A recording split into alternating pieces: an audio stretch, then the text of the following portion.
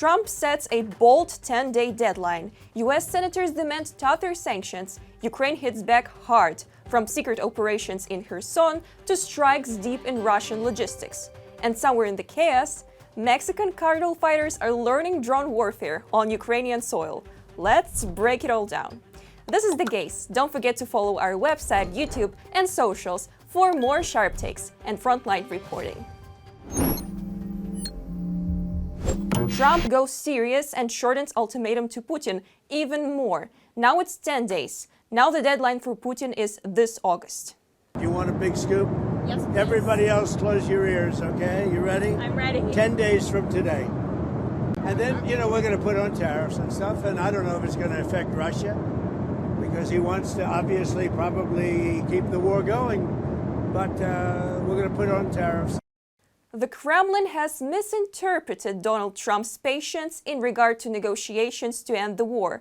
But the time for misinterpretations is over, said U.S. State Department spokeswoman Tammy Bruce. President Trump has proven that he should be taken seriously because he's a serious man. What's been discussed regularly are sanctions, and the president also brought up the issue of sanctions and even secondary sanctions. As certain countries are benefiting from buying Russian oil, just as there are many things that Secretary Rubio can do and help facilitate. But the president himself mentioned those two dynamics. He has been patient, and that may have been misinterpreted by some people. And I think the time for misinterpretation is now over. Putin doesn't deserve more time. This was stated by U.S. Senator Richard Blumenthal in a comment to Ukrainian public broadcaster. He insists on the need to speed up the voting on the bill on sanctions against Russia. Blumenthal stressed that the initiative will help to stop the war, and Putin must understand this. Vladimir Putin does not deserve any extra time, and we need to speed up the vote on the sanctions bill. Everything the president is doing is in the right direction, but I strongly advocate for sanctions of 500%, not 100%. Richard Blumenthal, U.S. Senator from the Democratic Party, in a comment to Ukrainian public broadcaster Suspilne. In the coming weeks, to consolidate the anti-Russian sanctions effort, that is what is needed to increase the cost of war for the Kremlin. This was stated by the head of Ukrainian Foreign Ministry, Andriy Sybiha.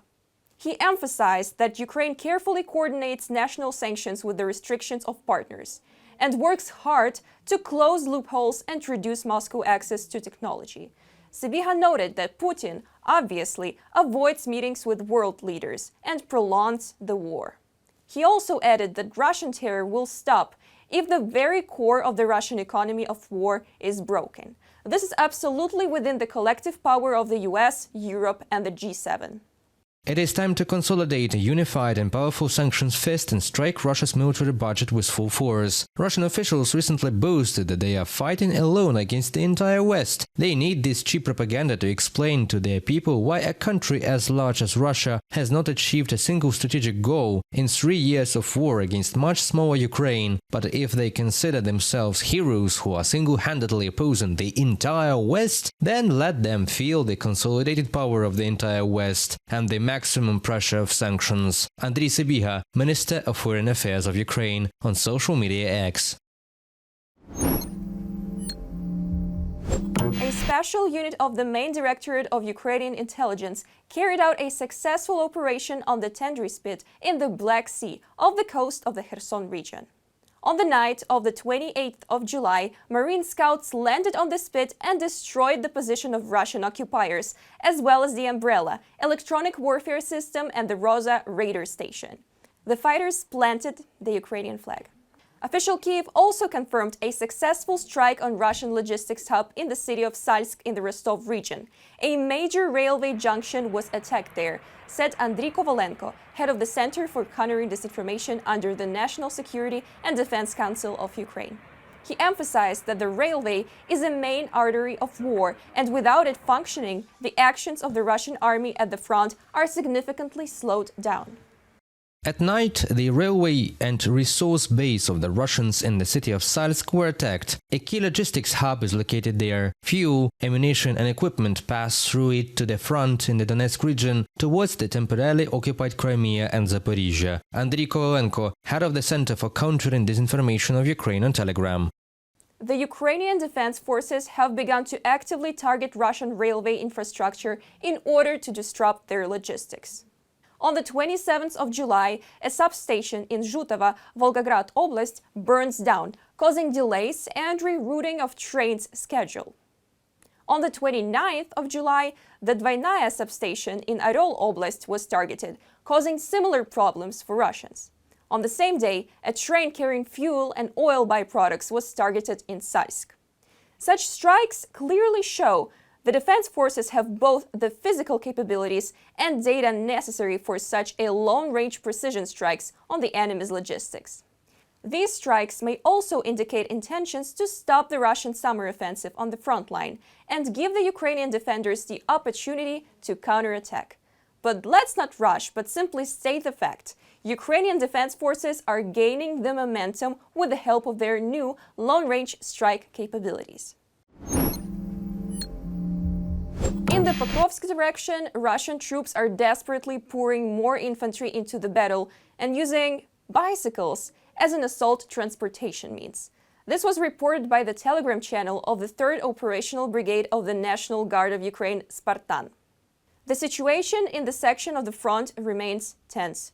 Russian occupiers are attempting to break through to the positions of the Ukrainian military using the disposable infantry, so-called meat waves.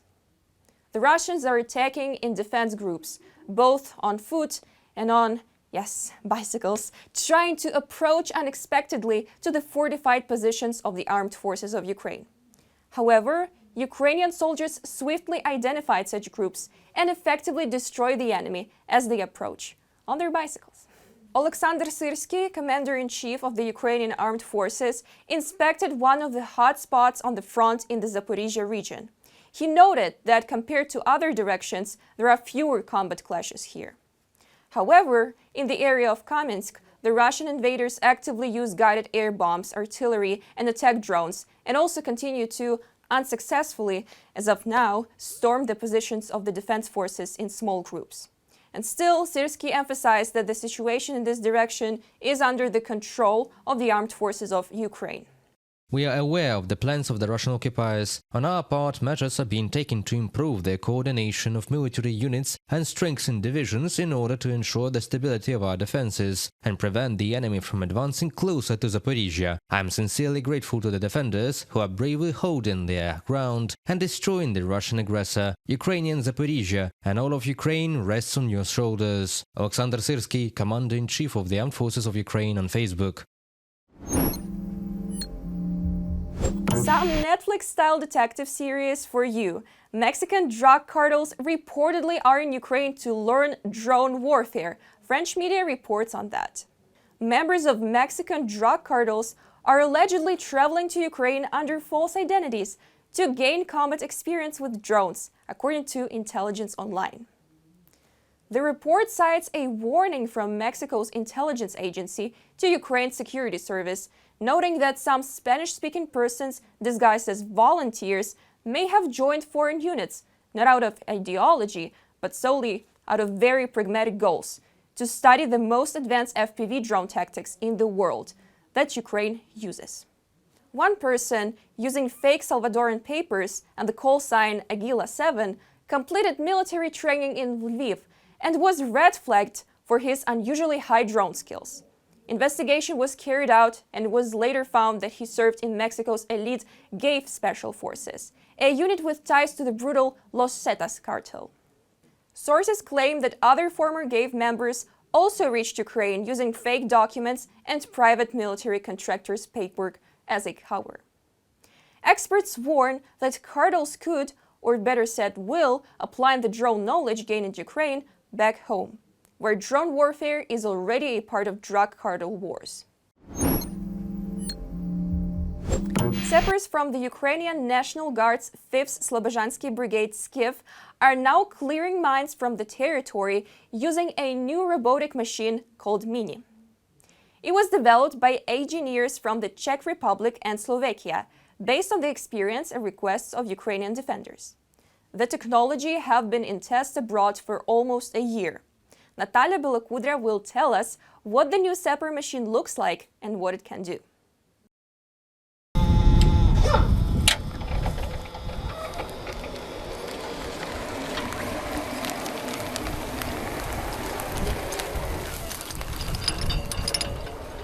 A National Guard sapper, callsign Medved, launches a new demining machine. The goal? To clear a small patch of forest from explosive devices. During the summer, in the so-called tall grass season, such technology becomes vital.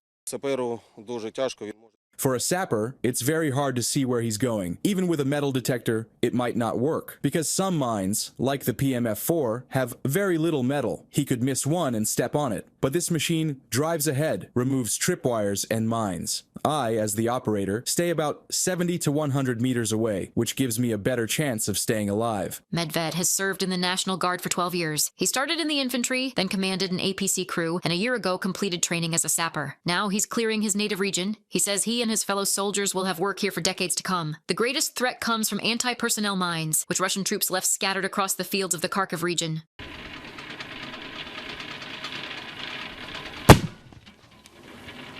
Myron, a volunteer, is now helping the military. Before Russia's full-scale invasion of Ukraine, he sold electrical equipment. In 2024, the head of the National Guard's engineering service approached him with an idea to create a small demining machine.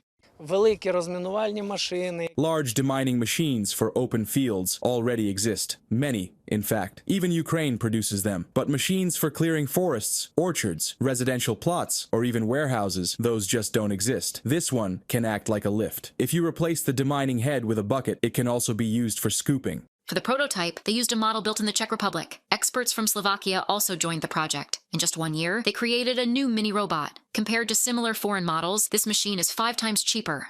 One machine costs 150,000 euros, which is 4 to 5 times less than the cheapest similar model in the world. That's its biggest advantage. So now we can deliver them. It's a far more affordable option compared to imported demining equipment. The robot is equipped with powerful batteries that let it work non-stop for up to 8 hours. After an area is cleared, a sapper inspects the site to ensure no explosives remain.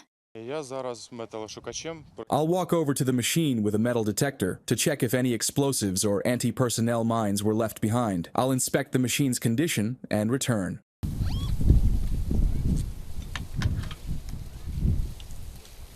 The project received support from the Kharkiv Regional Military Administration. 6 demining robots have already been purchased and delivered to the 5th Separate Mixed Slovozhansk Brigade, is a brigade of the National Guard of Ukraine, as well as the Spartan and Kraken units, and the 92nd Brigade of the Ukrainian Armed Forces. Reported by Natalia Bielokudria, Andriy Domovoy from Kharkiv region, UATV News. From Washington's warnings to Ukraine's rising strike power, one message rings clear. Putin's war is running out of time and room. But as pressure builds, so does the need for unity, strategy, and speed. Drop your thoughts in the comments and stay tuned for more right here on The Gaze.